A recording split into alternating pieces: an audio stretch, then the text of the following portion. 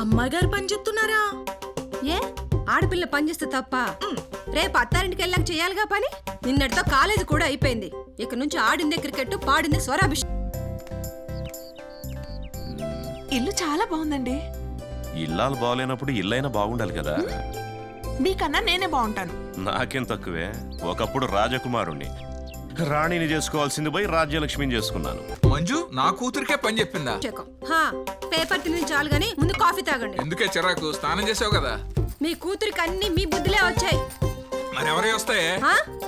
లేదులే, చెప్పు. అరే పూజకు 4 పూలు తెమ్మని చెప్పి అర్ధగంట అవుతుంది, ఇంతవరకు తేలేదు. అది నా కూతురే.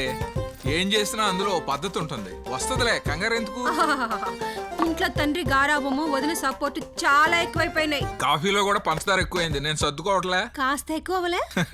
చూడు మీనా, మీ అత్తగారు రోజు ఉండేదే కదా మావయ్య. 4 పూలు తెమ్మని చెప్పాను, అయినా ఇన్ని పూలు ఎందుకమ్మా? అమ్మా, ప్రతి పుష్పం దేవుడి దగ్గర అలంకరింపబడాలనుకుంటాయి. వాటిని ఎందుకు నిరాశపరచడం? ఇదిగో మందారం, ఇందులో మనందరం అనే బంధం ఉంది. మన పక్కింట్లోకి ఎవరో వస్తున్నట్లున్నారే. తెలీదమ్మా. సర్లే రా. ఈ రాణిని చేసుకున్నారు కాబట్టి నా పేర్లో ఉన్న లక్ష్మి మీ ఇంటికి వచ్చింది. సరేలే, పద. కుక్క పిల్ల. సోను తీసుకురావచ్చు కదా. అమ్మో వాళ్ళు చూస్తే. చూడర్లే, నువ్వు వెళ్ళి తెచ్చే వెళ్ళు. తెచ్చాననుకో అమ్మ వదిన చూస్తారు. నాకేంటి?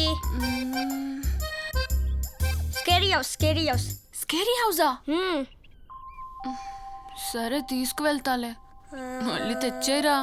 అవును, ఇంతకి నీకేంటి? కుక్క పిల్ల కదా. వెళ్ళి తీసుకొచ్చి త్వరగా.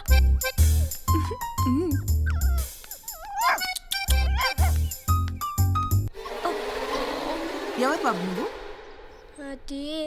అది ప్రిన్సెస్. Hi aunty. ఏంటి దొంగతనం చేస్తున్నారా? అయ్యో ఆంటీ, అలా ఏం లేదు. కుక్క పిల్ల అంటే ఇష్టం, అందుకే. సరే సరే, జాగ్రత్తగా తీసుకొచ్చి ఇచ్చేయండి. పుట్టలో వేసుకోవడానికి ప్రయత్నించొద్దమ్మా.